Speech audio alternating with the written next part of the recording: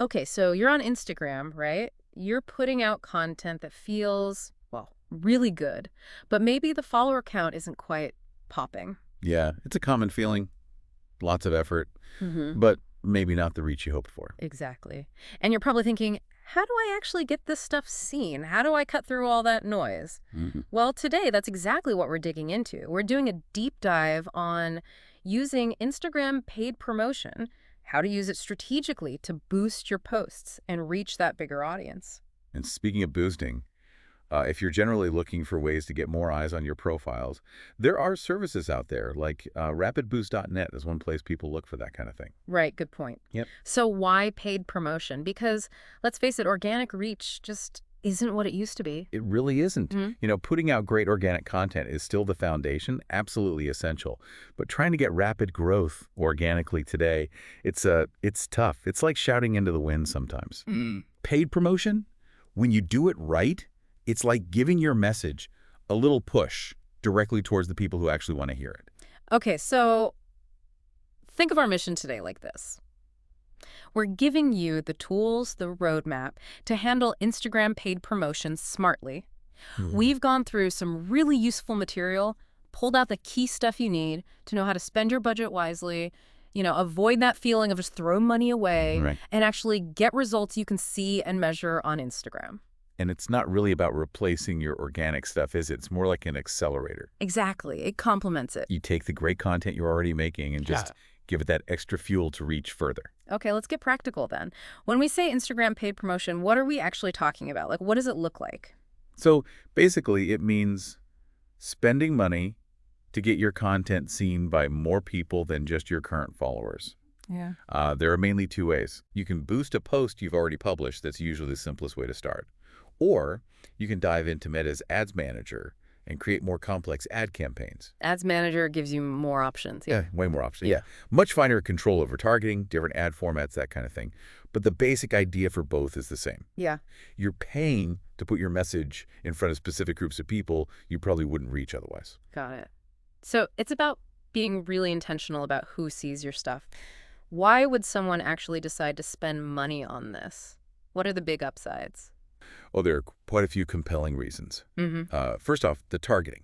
It's incredibly precise. Right. You can zero in on people based on, well, almost anything, their age, location, what they're interested in, even how they behave online. It's like hand-delivering your ad. Wow. Second, it's fast. Yeah. If you've got something time-sensitive, like a launch or an event, paid promotion can get you that instant visibility boost. Mm-hmm. Makes sense. And it's also great for testing. You can try out different messages or visuals on a small scale, see what clicks with people before you commit a bigger budget. Smart, so you're not guessing as much. Exactly. And ultimately, if you do it right, you get measurable growth. You can actually track your ROI, see how your ad spend translates into followers or clicks or whatever your goal is. That tracking part is huge. Now, something that came up again and again in the material we looked at was even if you have this paid superpower, your actual content still has to be, well, good. Oh, absolutely fundamental. You could have the world's best targeting, a massive budget. If the ad itself, the picture, the video, the caption, if it's boring or irrelevant, Yeah. it's just wasted money. Paid promotion opens the door, but the content is what invites people in and makes them want to stay. So let's break down irresistible content. Visuals came up first. Yeah. Obviously, it's Instagram. It's non-negotiable, really. High-quality photos and videos are just table stakes now, but it's also about, consistent look and feel, Branding. Yeah. right? Your brand identity. Think about your colors, your style. And dynamic stuff works well, too. Motion, quick cuts, even just authentic behind-the-scenes clips can grab attention. Yeah, that makes sense. Sometimes the less polished stuff feels more real. Exactly. It depends on the audience, but relatability could definitely outperform super slick sometimes. Okay, visuals are key. But then there are the words, the captions, the calls to action. Those are critical too, right? Absolutely critical. The caption isn't just describing the picture. It needs to spark some curiosity, maybe tell a quick story, ask a question, Correct. something to get people to engage. Mm. And the call to action, the CTA, you have to tell people what you want them to do. Be direct. Yeah, be direct, tap the link, tag a friend, double tap if you agree. Make it super clear and easy. The easier it is, the more likely they'll actually do it. And I thought the bit about user-generated content, UGC, was really interesting. Using stuff your fans create in your ads. Oh, UDC is It's gold, pure gold for building trust. When people see real customers sharing their experiences, it just hits different than a brand talking about itself. It feels more authentic. Totally. People trust other people. Yeah. So promoting that UGC, it builds credibility and it expands your reach because now you're tapping into their networks too. Right.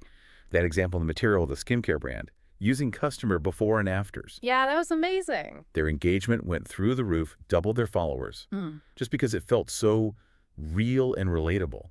It wasn't just marketing speak, it was proof. Okay, brilliant. So step 1, amazing content, maybe even leveraging UGC. Step 2, getting it to the right people, strategic targeting. This isn't just boosting to everyone, is it? No, definitely not. That's where you waste money.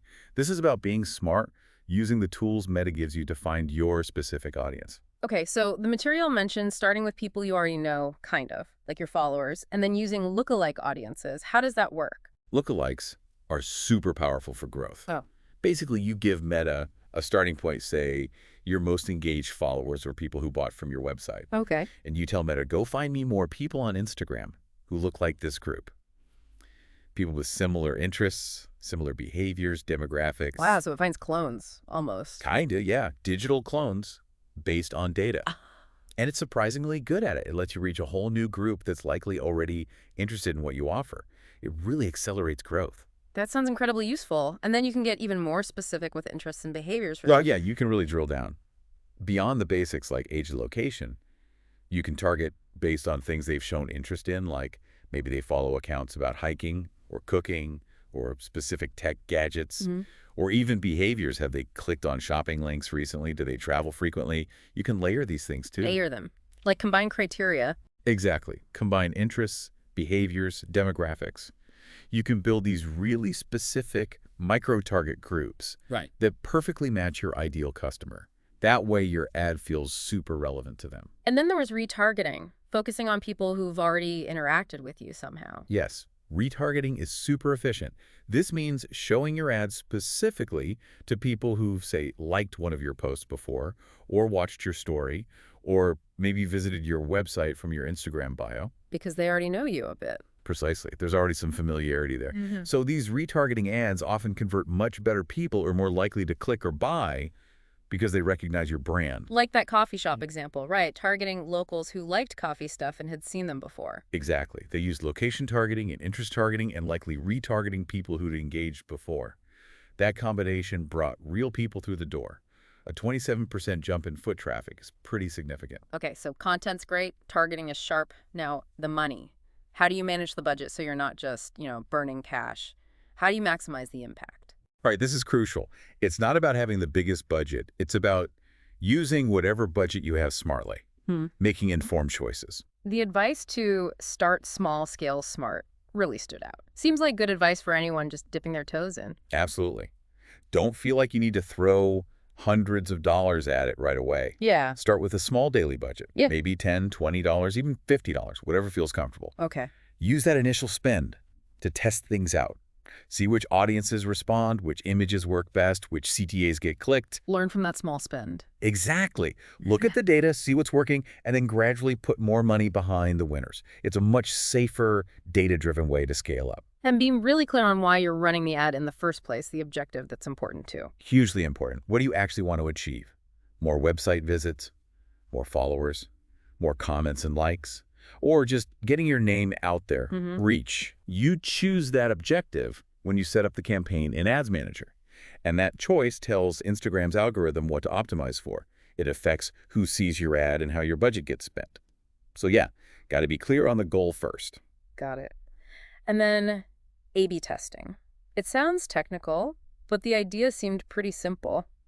Try different versions. That's all it is, really. Split testing. Yeah. You create, say, 2 versions of an ad. Maybe one has a different picture or different headline or different button text. Okay. You show each version to similar groups of people within your target audience and see which one performs better based on your objective. And then you use the winner. Yep. Double down on what works, ditch what doesn't. It's a constant process of refining and improving your ads to get better results over time. Makes sense. And where the ad actually shows up, feed, stories, explore page, that matters too. It definitely can. Think about how people use those different placements. Yeah. The feed is good for maybe more detailed visuals or storytelling. Yeah. Stories are great for quick, punchy, attention-grabbing stuff, maybe with interactive stickers. Explore is for discovery. So you might tailor the ad for the placement. Ideally, yes. Or at least be aware of where your audience hangs out most and optimize for that. You can choose automatic placements and let Instagram figure it out, or you can select them manually. Testing different placements is part of that optimization process too. Okay, so the campaign is running. You don't just launch it and hope for the best, right? Monitoring and analyzing is key. Oh, absolutely not. Set it and forget it. Yeah. You got to watch it. Paid promotion is all about learning and adjusting based on the data. The material mentioned digging into Instagram Insights. What are the main things to watch there? You'll want to keep an eye on the basics. Reach, how many unique people saw it, impressions, how many times it was shown overall, engagement rate, likes, comments, shares, saves, relative to reach. Okay. And of course, clicks if you're sending people off Instagram, like to your website. Tracking these tells you what's resonating. Which ad creative, which audience, which placement. And it's not just about the ad's performance in isolation, right? You need to see how it connects to your overall Instagram health. Exactly. Are those paid efforts leading to more engaged followers? Yeah. You might get a big spike in followers from an ad, which looks great. But if they don't interact later... Right. If they don't like or comment on your organic posts later, how valuable are they really? So you want to correlate follower growth with engagement levels and see which types of ads or content bring in the right kind of followers. The ones who stick around and care. Yes. And based on all that data, the ad metrics, the follower engagement, you iterate, you make changes. Don't be afraid to tweak things. Never. Swap out the image. Change the caption. Refine the audience targeting. Try a different CTA. It's this continuous cycle. Yeah. Launch, analyze, tweak, launch again. That's how you get better and better results. Like that tech startup example, they switched from carousels to video, tightened their targeting, and boom, huge improvement. Precisely. They learned, they adapted, and they got a much better return. Okay, so if we boil all this down, Mm-hmm. what are the absolute top tips that came out of the material for making Instagram paid promotion work? Okay, top tips. First, choose the right content to promote stuff that already does well organically or has that evergreen quality. Makes sense. Second, nail the creative. Good quality, mobile-first visuals, clear branding, punchy captions, strong CTAs, that's foundational. Right. Third, pinpoint your audience. Use those lookalike, custom, and interest behavior audiences. Don't be vague. Target, target, target. Exactly. Fourth, set clear, measurable goals for your campaign. What does success look like? Fifth, always be testing and analyzing. A/B test, watch your insights, and adjust. It's never done. And finally, think about timing and frequency. Run ads when your audience is online, but don't bombard them so much they get ad fatigue. That's a great summary. Okay, this has been super helpful. For someone listening right now feeling like, okay, I want to try this, what are the first few actionable steps they should take? All right, first step, audit your own content. Look back at your posts. What's performed well organically? What got good engagement? Pick one or two candidates for promotion. Okay, find your potential winners. Second, define that audience. Who are you really trying to reach? Jot down their likely demographics, interests, maybe location. This helps when you get into Ads Manager. Get specific. Third, set a purpose and a budget. What's the one main goal for this first test campaign? Is that website clicks? And decide on a small starting budget you're okay with spending to learn. Don't break the bank initially. Exactly. Fourth, make sure the image or video looks good on a phone. Mobile-first design. For Fifth, sure. launch it, but then monitor it closely for, say, 3 to 7 days. Check those insights. See what's happening. Be ready to pause or adjust if needed. Stay engaged with it. Sixth, don't be afraid to try different formats down the line. Stories ads, Reels ads, carousels. Keep experimenting. And maybe seventh, just commit to looking at your paid campaign results regularly, maybe once a month, to keep learning and improving. That's a really clear path forward. So the big picture here seems to be that paid promotion on Instagram, if you're strategic and data-driven, isn't just spending money. No. It's a really powerful way to get past those organic limits and actually accelerate your growth. It's about amplifying your best work to the right people. That's it, exactly. You use these tactics, great content, sharp targeting, ongoing analysis, and you're not just buying views, you're actually building a more engaged, more valuable community around your brand on Instagram. That's a perfect way to wrap it up. So for you listening, think about this. What's one piece of content you've already created, something you're really proud of that you think could really connect with more people? Maybe now's the time to take that first step. Try a small, targeted campaign with it. See what happens, see what you learn. You might be surprised.